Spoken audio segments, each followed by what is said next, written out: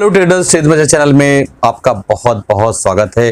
दोस्तों, आपने देखा कि आज 16,278 पे निफ्टी ने क्लोजिंग दी। जैसा संडे के दिन मैंने कल के दिन एनालिसिस किया था कि निफ्टी के अंदर गैप अप ओपनिंग होगी और 16,250 के ऊपर जाकर क्लोजिंग देना इसके लिए बहुत इंपॉर्टेंट था। तो हम लोग इस वीडियो के अंदर बहुत डिटेल में क्रूड ऑयल और मेजर इंडाइसेस और साथ ही साथ जो है निफ्टी का एनालिसिस करने वाले हैं और एक स्टॉक के एनालिसिस करने वाले हैं।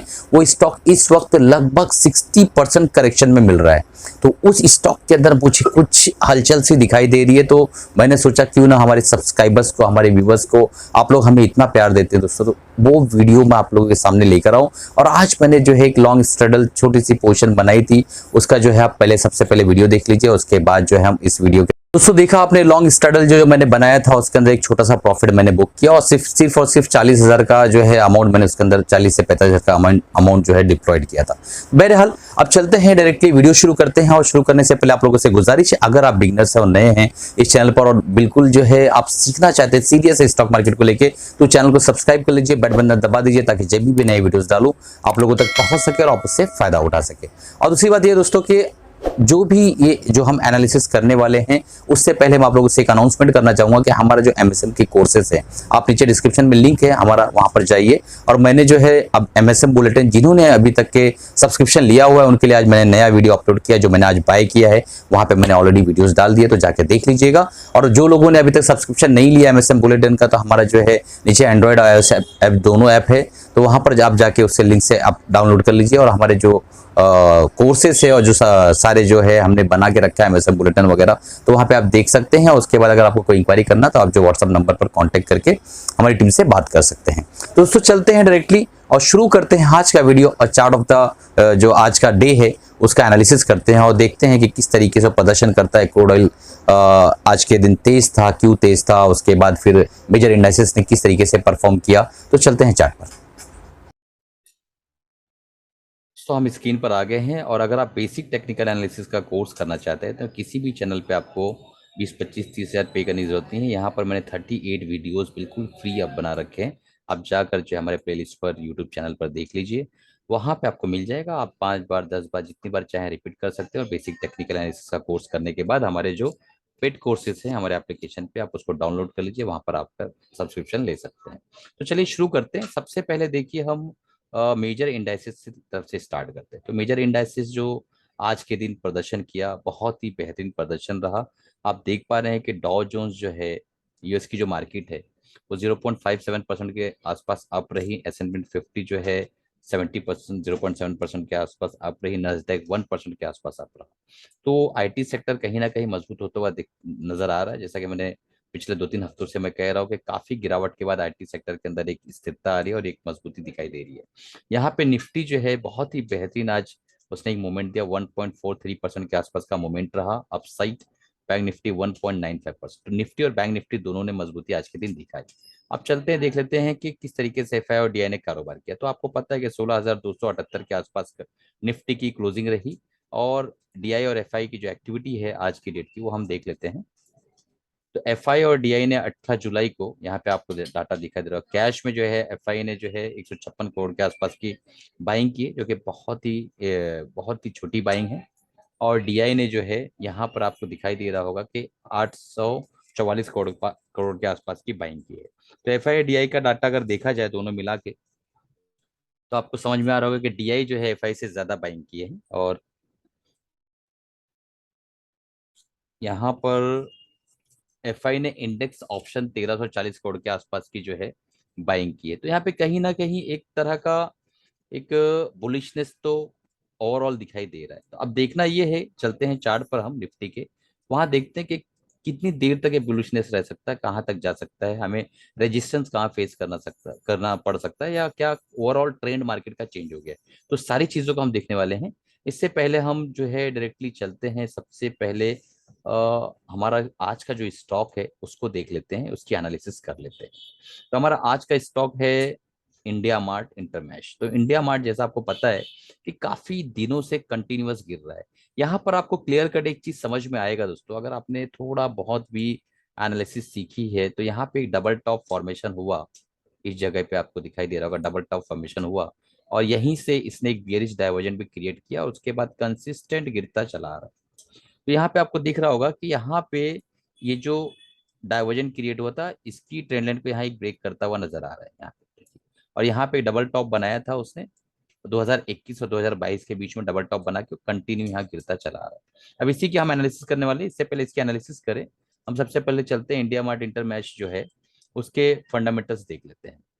तो इंडिया मार्ट इंटरमैच के जो फंडामेंटल्स है, उसमें सबसे इंपॉर्टेंट पॉइंट जो मैं बताना चाहूंगा कि स्टॉक का जो 10 साल का पी है 42.4 है, और स्टॉक का जो अभी का पी है 40.4 है। तो लगभग लगभग अपने 10 साल के एवरेज पी के काफी करीब आ चुका है। बहुत कम स्टॉक्स ऐसे हैं जो 10 साल के पी के एवरेज पे चल रहे हैं। आरओसी जो है 22.5% के आसपास है, आरओई 17.7% के आसपास है। मार्केट कैप 12,521 करोड़ के आसपास है इंडिया मार्ट का, और करंट प्राइस 4,068 के आसपास चल रहा है। हाई बनाया इसने 9,711 और लो बनाया 3,676। डिविडेंड 0.37% के आसपास कंपनी देती है। 1% से कम देती है तो मुझे वो कंपनियां स्पेशली लॉन्ग टर्म के लिए बेहतर नहीं लगती हैं। और यहाँ पे आप देख पा रहे होंगे कि प्रोमोटर्स की होल्डिंग 49.5% है, जो कि टोटली अनप्लेज है। यानी कंपनी के प्रोमोटर्स ने अपने शेयर्स को बिल्कुल भी गिरवी नहीं रखा है। डेप्ट इक्विटी रेशियो 0.03 है, जिसका मतलब है कि कंपनी लगभग लगभग कर्ज मुक्त है, बिल्कुल भी कंपनी के ऊपर कर्ज नहीं है।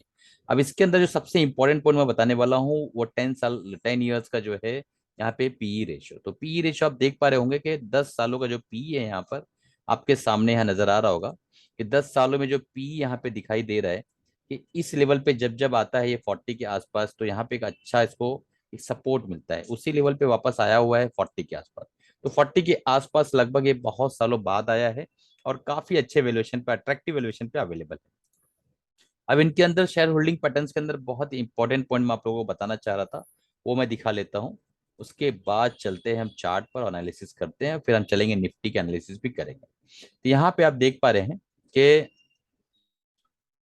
पिछले 10 सालों में प्रोमोटर्स की होल्डिंग जो 52.37 थी 2019 में, और 2019 से इन्होंने घटा के 49.52% के आसपास किया है। तो प्रोमोटर्स की होल्डिंग लगभग कहीं ना कहीं 2% के आसपास घटी है। एफआई की जो होल्डिंग थी 10.10%, एफआई की होल्डिंग 34%, 24% के आसपास है। तो पिछले 3 से 4 सालों के अंदर, 3 सालों के अंदर एफआई की जो होल्डिंग है इसमें 4% बढ़ी है। आप खुद सोचिए कि जहां हर कंपनियों से एफआई भाग रहे, इस कंपनी के अंदर कंटिन्यूअस जो है अपनी होल्डिंग उन्होंने बढ़ाया है। और 2020 और 21 के आसपास इन्होंने अपनी होल्डिंग को काफी हद तक बढ़ा दिया था, उसके बाद थोड़ा सा इन्होंने घटा दिया है, ठीक है। और डीआई के जो होल्डिंग है 3.59% के आसपास है, अभी इसकी होल्डिंग 5.46% के आसपास हो गई। तो डीआई ने अपनी होल्डिंग को बढ़ाया, और पब्लिक के पास 33% होल्डिंग थी, जिनकी होल्डिंग घट के 21% के आसपास हो गई है। तो ये इसका फंडामेंटल है। फंडामेंटली में दोस्तों इस कंपनी को अगर हम 5 स्टार की बात करें तो 5 स्टार जो है इसमें 4 स्टार आसानी के साथ इसको मिल सकता है। अब चलते हैं डायरेक्टली देखने की कोशिश करते हैं सीधा इसका जो है हम चार्ट पे। तो वीकली टाइम फ्रेम का चार्ट है, करेक्शन यहाँ से स्टार्ट था और ये सारी चीजें थी। यहाँ पे सबसे पहली स्टोरी की बेस डाइवर्जन है, अगर कोई स्पॉट यहाँ कर पाता तो यहाँ से वो निकल लेता, उसके बाद अभी तक वो आराम करता, ठीक है। बट कई लोग, मुझे पता है, मेरे भाई मेरे दोस्त बहुत सारे लोग 9,500 9,000 8,000 पे फंसे हुए हैं, तो उन्होंने शायद यहाँ भी नहीं बेचा होगा, क्योंकि वो लॉन्ग टर्म इन्वेस्टिंग का जो एक तरह का दिमाग पे एक भूत सवार होता है लोगों को, तो वो कभी बेचने ही नहीं देता है। तो ये जो है यहाँ पे आप देख पा रहे हैं इस जगह पे, यहाँ पे भी कंपनी के चार्ट ने, इस चार्ट ने बताया था कि यहाँ भी आप निकल सकते हैं। वह एक बॉटम बनाया, फिर अगेन गया, फिर वापस से इसको ब्रेक किया, तो यहाँ भी निकल सकते थे। यानी 6,500 के आसपास भी आपको एग्जिट मिलने की पूरी संभावना थी, बट वहां भी नहीं निकले होंगे, मुझे पता है। तो ये पहली स्टोरी आपको समझ में आ गई। अब चलते हैं, देखते हैं फिबोनाची। तो फिबोनाची हमें क्या कहता है कि कंपनी का 1,050 के आसपास से कंपनी ने रन अप किया और यहाँ तक कंपनी गई। इस वक्त 61.8% के आसपास ये स्ट्रगल करता हुआ नजर आ रहा है। तो यहां पर देखिए दोस्तों, सबसे इंपॉर्टेंट पॉइंट मैं जो आपको समझाना चाह रहा हूं, देख लीजिए। 61.8% का जो फिबोनाची रिट्रेसमेंट होता है ना, वो मेक और ब्रेक पॉइंट होता है। यानी या तो यहां से आपको ऊपर जाना है, या तो यहां से फिर आपको नीचे जाना है। इस पॉइंट पे लगभग लगभग जितनी भी अच्छी फंडामेंटल साउंड कंपनियां होती हैं, करेक्शन करने के बाद इस इस जगह पे कंसोलिडेशन के बाद ऊपर की तरफ निकल जाती हैं।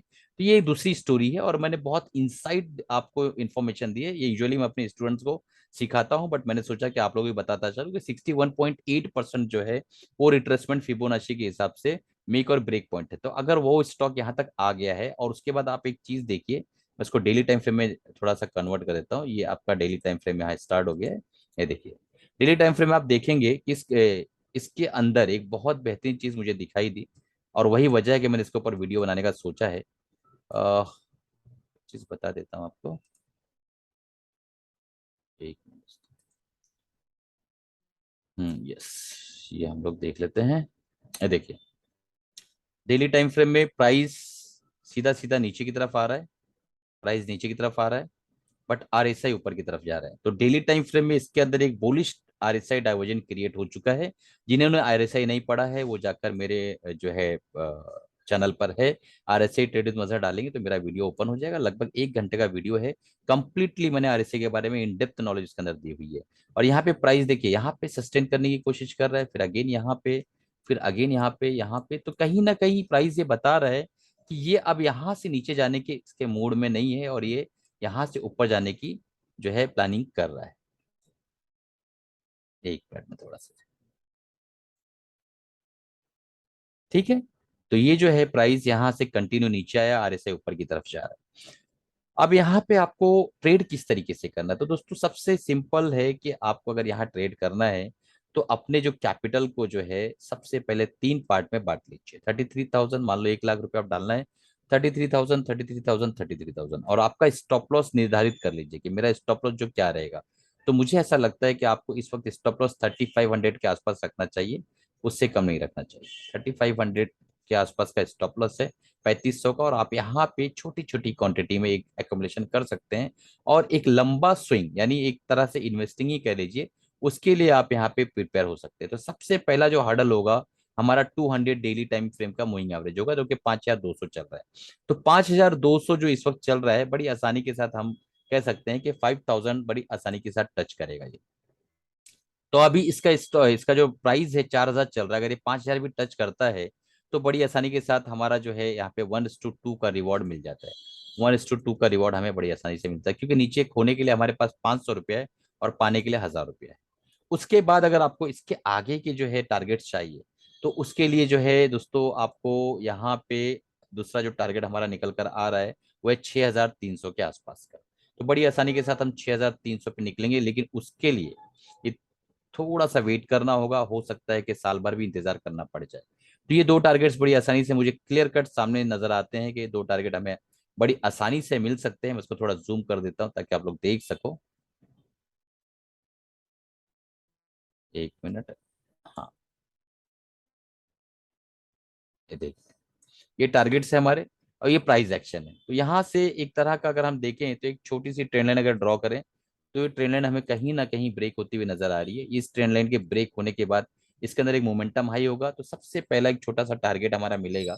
सबसे पहला टारगेट हमारा आएगा दोस्तों यहाँ पे 4700 का, फिर उसके बाद 5200, उसके बाद 6300। तो इस तरीके के टारगेट्स हैं। टारगेट्स किस तरीके से अचीव करना है मैंने अब ऑलरेडी बहुत बार बताया है, और हमारे जो एमएसएम बुलेटिन के स्टूडेंट्स हैं उनको पता है कि टारगेट किस तरीके से अचीव करना होता है। अब चलते हैं फटाफट निफ्टी का एनालिसिस कर लेते हैं। तो निफ्टी के अंदर बहुत इंपॉर्टेंट एक पॉइंट मैं आपको बताना चाहूंगा दोस्तों, क्योंकि ऑलरेडी देख रही है ग्लोबल सेंटीमेंट्स कुछ ना कुछ कहीं ना कहीं सुधरता हुआ नजर आ रहा है। और मैंने जो है 15 मिनट के टाइम फ्रेम में पिछले हफ्ते कंटिन्यूअस आप लोगों को बताया था, और 200 मूविंग एवरेज के ऊपर जब एक आ गया था फ्राइडे के दिन, तो यहाँ मैंने बताया था कि ये जो डोजी एक तरह का एक शूटिंग स्टार कैंडल है, इसकी कोई वैल्यू नहीं है। यहाँ पे गैप अप हुई, गैप अप होगा, सीधा एक सीध में ये ऊपर चलता चला गया। अब फाइनली हमने जो है यहाँ पे देखिए कंटिन्यूअस का जो मार्केट ने यहाँ पे एक रेजिस्टेंस फेस किया था, यहाँ भी, यहाँ भी, यहाँ भी, उसको ब्रेक करके ऊपर के लेवल पे 16,280 के 81 के आसपास की क्लोजिंग पे बैठा हुआ है। अब यहाँ पे हमें देखना है कि इससे पहले जो दिन थे उस वक्त ये क्या कर रहा था। तो यहाँ पे एक देखिए, यहाँ पे एक बहुत बड़ा एक तरह का मैं आपको बता देता हूँ, इस जगह पे एक गैप अप ओपन हुआ था, अगेन जो है ऊपर की तरफ गया, नीचे आया, गैप डाउन ओपन हुआ, फिर यहाँ गैप डाउन हुआ। तो यहाँ पे कल के दिन जो चांसेस हैं, कल के दिन यहाँ पे मुझे ऐसा लगता है कि कम से कम आप समझ लीजिए कि ये लेवल मैं आपको ड्रॉ करके बता देता हूँ। 16,500। ये जो लेवल है दोस्तों, ये बहुत तेजी के साथ अचीव हो सकता है। उसके पीछे क्या वजह है मैं वो भी बताऊंगा आपको थोड़ी देर में। 16,500 का लेवल मुझे ऐसा लगता है कल के दिन हम आसानी के साथ टच कर सकते हैं। वजह यहाँ पे एक गैप डाउन हुआ था, इस गैप को फिल करना है। तो ये गैप को फिल करने के लिए 16,320 के ऊपर जैसे हम ये निफ्टी जाती है, तो 16,500 का एरिया बहुत आसानी के साथ ओपन हो जाता है, क्योंकि यहाँ पे एक गैप डाउन हुआ था इस जगह पे। यहाँ पे एक गैप, मैं थोड़ा जूम कर देता हूँ ताकि आप लोगों को क्लियर कट समझ में आए। तो यहाँ पे देखिए ये एरिया जो है, हम बात करने वाले इस एरिया की, तो ये गैप डाउन, ये गैप डाउन, ये दोनों को फिल करने को जरूर आएगा। जब ये दोनों को फिल करेगा तो उस वक्त जो है एक शॉर्ट कवरिंग का भी मामला बनेगा, और वहां पे उस वक्त जो है सारी चीजें अपने आप हिट होते हुए चले जाएंगी। तो कल देखना है कि मार्केट किस तरीके से ओपन होती है। अगर मार्केट फ्लैट ओपन होती है तो आप जो है एक दो कैंडल के लिए वेट कर लीजिएगा।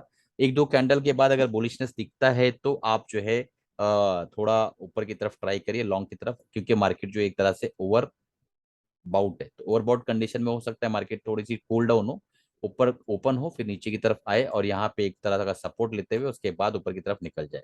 तो आपको मैं फिर से समझा देता हूँ कि ये जो लेवल है, ये वाला लेवल, ये जो लेवल है, इस लेवल पे मार्केट एक बार फिर से रिटेस्ट कर सकती है ना, कि यहाँ से ओपन हो गैप अप और उसके बाद फिर नीचे की तरफ आए और इस लेवल पे थोड़ा सा एक कैंडल बनाते हुए और ऊपर की तरफ निकल जाए। तो अब देखना है कल मार्केट का मोमेंटम तो बुलिश है, बट थोड़ा कूल डाउन होना जरूरी है, क्योंकि निफ्टी 15 मिनट में जो है 15 मिनट के चार्ट में ओवर बाउट हो चुकी है। चलिए इसी के साथ अलविदा चाहता हूँ, कमाते रहे खुश रहिए। उम्मीद है कि जो भी वीडियो मैंने अभी बनाया आपके लिए वो एजुकेशनल पर्पज से है। आपको अगर बाय या सेल करना है तो एक डिस्क्लेमर है, अपने फाइनेंशियल एडवाइजर से मशवरा लेने के बाद ही बाय या सेल करिएगा, मेरी तरफ से कोई एडवाइस नहीं है। चलिए कमाते रहे खुश रहे, मिलते हैं अगले वीडियो में अगले प्रोग्राम के साथ। और जिसने भी एमएसएम बुलेटिन नहीं लिया एक बार उसके बारे में सोचिए और जाके हमारे एप्लीकेशन पे उसको चेक इन करिए कि एमएसएम बुलेटिन क्या है, उसके अंदर क्या फायदे हैं, क्योंकि उसके अंदर जो भी मैं बाय या सेल करता हूँ वो चीजें आपको वहां पे दिखाई देती हैं। और मैं उसके वीडियोस एनालिसिस एजुकेशनल पर्पज से बना के डालता हूँ कि मैं क्या बाय कर रहा हूँ, क्या सेल कर रहा हूँ। तो उससे आपकी लर्निंग प्लस अर्निंग दोनों की संभावना है, और काफी सस्ता कोर्स है।